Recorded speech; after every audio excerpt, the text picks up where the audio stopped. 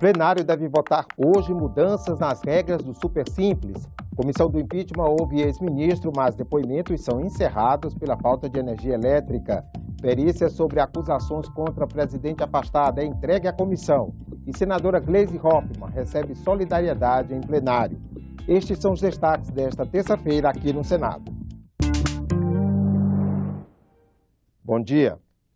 O plenário retoma hoje a votação de mudanças nas regras do Super Simples, programa que beneficia pequenas e médias empresas. Quem criar mais empregos vai pagar menos imposto.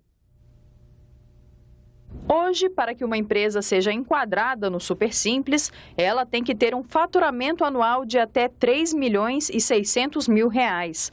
O projeto propõe uma faixa de transição de até R$ 4.800.000 para permitir uma mudança mais gradual para o lucro presumido.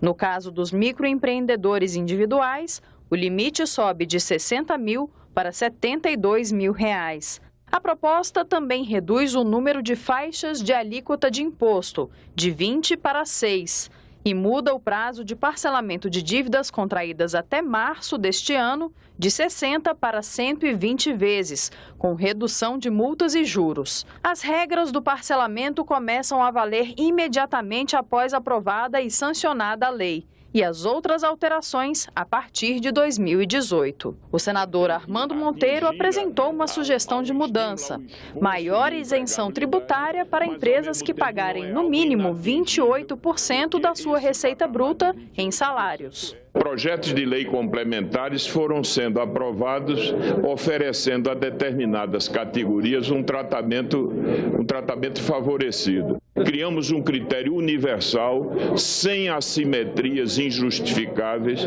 oferecendo, portanto, a perspectiva de um tratamento mais uniforme, que é sempre mais desejável. Um percentual de 28% é totalmente incompatível para quem está iniciando um processo. Tem todo um custo de instalação, tem toda uma estrutura própria que está sendo criada, e aí 28% em cima de salário pro labore, todas as pessoas normalmente não vão conseguir cumprir isso aí numa primeira etapa, ou seja, desmontaria a estrutura do Super Simples. A relatora já sinalizou que deve acatar a emenda do senador Armando Monteiro. Vamos dar um exemplo concreto de um fisioterapeuta, trabalha ele e uma secretária. Ele está já numa categoria e nessa ele vai permanecer. Se ele criar uma firma com vários fisioterapeutas, ele pode criar mais empregos, ele vai poder ir para uma categoria melhor. O critério passa a ser o emprego. A Comissão de Assuntos Econômicos começa a analisar 4 indicações para diretores do Banco Central e uma para a diretoria da Comissão de Valores Mobiliários. Também na pauta, o reajuste dos servidores do Judiciário, que não foi votado na semana passada em razão de um pedido de informações. O projeto de lei define um reajuste de aproximadamente 41,47% para o Judiciário, que será concedido de forma escalonada em 8 parcelas até 2019. A gratificação judiciária, hoje correspondente a 90% do vencimento básico, também será aumentada gradualmente até chegar a 140%. A proposta estava na pauta da CAI na semana passada, mas a votação foi adiada, porque, segundo o relator, senador Jorge Viana, o projeto foi encaminhado ao Congresso Nacional com informações incompletas sobre o impacto orçamentário e financeiro nas contas da União. Os dados foram, então, solicitados ao Supremo Tribunal Federal e ao Conselho Nacional de Justiça. Confira agora a agenda das comissões do Senado para amanhã desta terça-feira. A fusão do Ministério das Comunicações com o Ministério da Ciência, Tecnologia e Inovação sob a ótica da comunicação será debatida em audiência pública na Comissão de Ciência e Tecnologia. A Comissão de Meio Ambiente tem na pauta projeto que regula as embalagens destinadas ao ar-condicionamento de produtos hortícolas in natura. Debater a padronização das páginas de transparência em todas as esferas da administração pública é o tema da audiência na Comissão de Transparência e Governança Pública. Senadores manifestam apoio a Gleisi Hoffmann em plenário. Na última quinta-feira, o marido da parlamentar, o ex-ministro Paulo Bernardo, foi preso em meio à Operação Custo Brasil, deflagrada pela Polícia Federal. A senadora Gleisi Hoffmann ocupou a tribuna durante cerca de 1 hora. Em seu discurso, ela manifestou certeza quanto à inocência de Paulo Bernardo, acusado de participar de um esquema de desvio de recursos provenientes de empréstimos consignados para servidores públicos. Conheço Paulo há muitos anos. Sei das suas virtudes e de seus defeitos. Sei especialmente o que não faria. E não faria uso do dinheiro alheio para benefício próprio. Não admitiria desvios de recursos públicos para a sua satisfação ou da família. Tenho certeza de que não participou ou se beneficiou de um esquema como o que estão acusando. Ele sabe que eu não perdoaria, que a sua mãe não o perdoaria. Gleisi Hoffmann criticou a prisão do marido, que classifica como absurda. A prisão de Paulo Bernardo foi um despropósito do princípio ao fim. Prisão preventiva? Prevenir o quê? Um processo iniciado em meados de 2015, sem nenhuma diligência feita, nenhuma oitiva realizada, mesmo por diversas vezes ter ele solicitado para depor? Qual risco oferecia meu companheiro à ordem pública, à instrução processual, à aplicação da lei? Sempre esteve à disposição das autoridades em endereço conhecido. Há mais de 2 anos não ocupa nenhum cargo público. Senadores presentes fizeram questão de prestar solidariedade à senadora. O que eu posso desejar para Vossa Excelência, para o seu marido, para a sua família, é que realmente tenha energia, tenha fé em Deus, acredite que essas dificuldades serão superadas.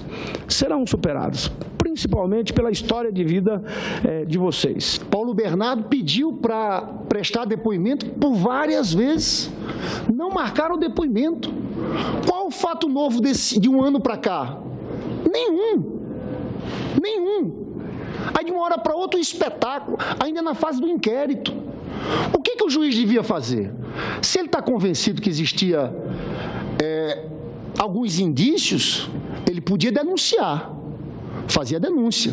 Aí a pessoa entra na fase do processo, começa a responder o processo, depois faz o julgamento, condena ou absolve. E você, companheira, você também uma companheira, além de companheira, mas também uma militante desse processo, está sendo vítima desse processo. A elite, ela não tem o limite da democracia. Antes, eles usaram as armas dos militares para interromper a democracia do nosso país.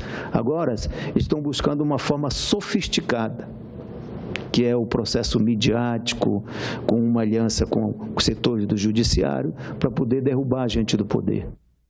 O ex-ministro do Desenvolvimento Agrário, Patrus Ananias, foi ouvido nesta segunda-feira pela Comissão Especial do Impeachment. Em seu depoimento, Patrus afirmou não ter conhecimento de atrasos nos repasses de verbas do governo ao Banco do Brasil. O ex-ministro do Desenvolvimento Agrário e deputado Patrus Ananias disse que a preocupação do MDA é com a agricultura familiar. Segundo ele, os responsáveis pelo repasse de recursos do Plano Safra aos bancos públicos são os ministérios do Planejamento, da Fazenda e o Tesouro Nacional. Também negou que tenha sido notificado dos atrasos pelo Tribunal de Contas. Em nenhum momento recebi qualquer informe sobre esse aspecto, né? Como também, até onde sei, os órgãos do Ministério também, os nossos órgãos de avaliação, a consultoria jurídica, a controladoria, até onde estou informado, também em nenhum momento foram esclarecidos sobre isso. O que eu posso dizer é que toda a energia do Ministério do Desenvolvimento Agrário estava voltada para o desenvolvimento da agricultura familiar. Senadores pró-impeachment contestaram o ministro, que foi apoiado por defensores da presidente afastada. O Banco do Brasil notificou tanto o dinheiro do Pronaf quanto também do Custeio.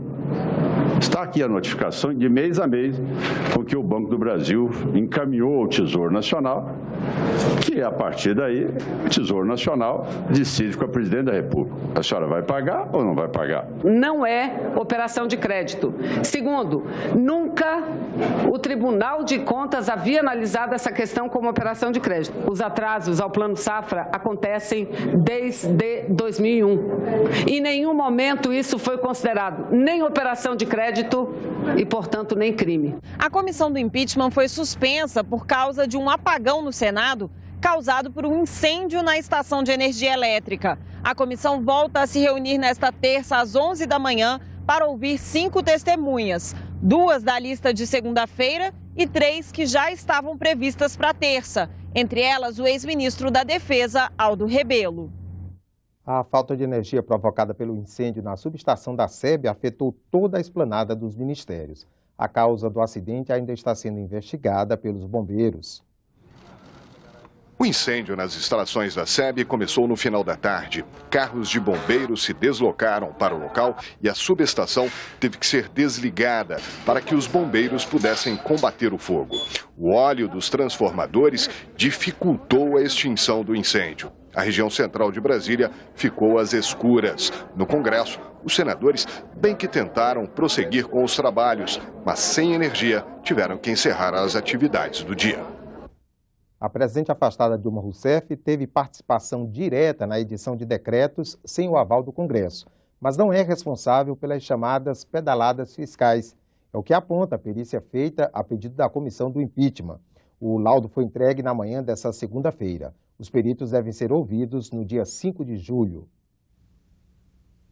Segundo os peritos, não há dúvida de que Dilma Rousseff é a autora dos decretos orçamentários. Além disso, 3 dos 4 pedidos de crédito suplementar apontados como causa para o pedido de impeachment da presidente afastada seriam incompatíveis com a meta fiscal de 2015 e demandariam autorização legislativa.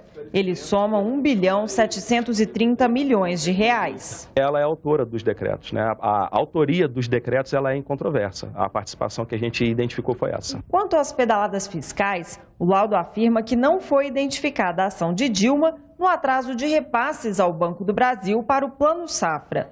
No entanto, os peritos afirmam que esses atrasos configuram sim operação de crédito. No momento que você tem uma dívida, né, e não faz o pagamento e a partir desse momento começam a incidir juros sobre esse principal, fica caracterizado uma operação de crédito, porque você está se financiando. O resultado repercutiu entre os senadores. Para uns, o laudo reforça os argumentos pró-impeachment. Esta perícia, que seria um instrumento da defesa, passa a ser uma ferramenta para a acusação. Fica caracterizado o crime de responsabilidade pela perícia apresentada no que diz respeito aos decretos de suplementação orçamentária. Os atrasos nos pagamentos devidos ao Banco do Brasil constituem operação de crédito, tendo a União como devedora, o que afronta o dispositivo tal da Lei de Responsabilidade Fiscal, etc.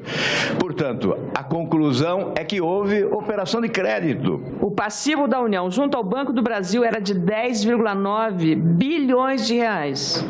Em 31 de dezembro de 2015, esse valor era de 3,3 bilhões de reais. Portanto, aqui está configurado também a questão exatamente do que houve nesse rombo em relação aos bancos e pegando dinheiro sem cobertura do Tesouro Nacional. Para outros, reforça a defesa da presidente afastada. A grande indagação que tira dessa conclusão é possível punir alguém sem ter um ato que ela tenha praticado para a consumação deste crime? Essa é a indagação que essa perícia traz e declara para nós. Para se caracterizar um crime de responsabilidade praticado pelo presidente da República, é necessário que para isso haja a sua participação direta. Na verdade, é um pretexto pretensamente jurídico para politicamente afastar uma presidenta da República. Não houve alerta de incompatibilidade com a meta fiscal. Alerta para quem? Para a presidente da República.